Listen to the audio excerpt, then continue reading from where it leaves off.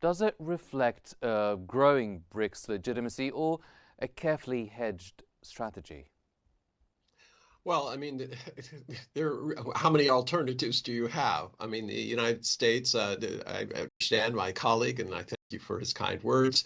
But you have Donald Trump, on the other hand. He's not acknowledging that the unipolar moment is over. In fact, he's doubling down and saying that there's going to be a new golden age where the United States is going to use its position in trade and politics, money, and military to, in essence, take things, extract more value from the rest of the world, claiming that the United States has been a victim. So Marco Rubio's vision, as he put out a month ago, and Donald Trump's actions and his daily prognostications about what he's going to do to which country are at odds. So in terms of how countries view it, the BRICS is not like AUKUS, the Quad, NATO. You're either in or you're out. It is an idea that the global South has to come together.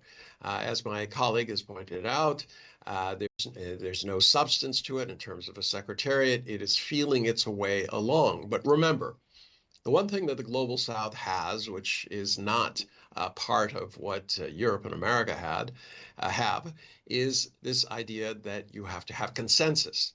The American model works on its kind of corporate idea that he who has 51% rules and everyone else can just lump it. The global South has, for many, many millenniums, had civilizations that prospered based on managing what they had inside. Eventually, they fell to the barbarians who came in with better military equipment and have been able to extract value for many, many years. But now the tide is changing, and it is time for these previously subjected countries to figure out how they want to go forward and what model that is. And I firmly believe that the only way that you can go forward in a multipolar world is not you're either with me or against me, but how do we work together? And that explains why you have countries who have very different ideas and in cases frictions who are actually joining together. Because in the end, every country wants the same things. They want security. They want to have a path to development that allows them to aid their people to become, better off. And lastly, they want respect, and respect for their sovereignty and their cultures. Many countries have a blending of many very complex threads that make up a very rich tapestry, but also very complicated one.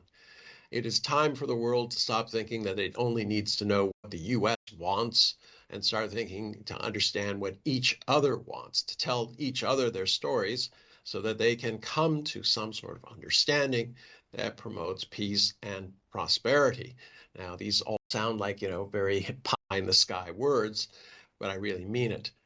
You have two choices when you come to a multipolar world: chaos, everyone going out for themselves, realpolitik ideas where it's only interest, not friendship, or you go the civilization route. Trust is necessary to govern a world where you have complex relations, especially in terms of logistics and supply chain, etc.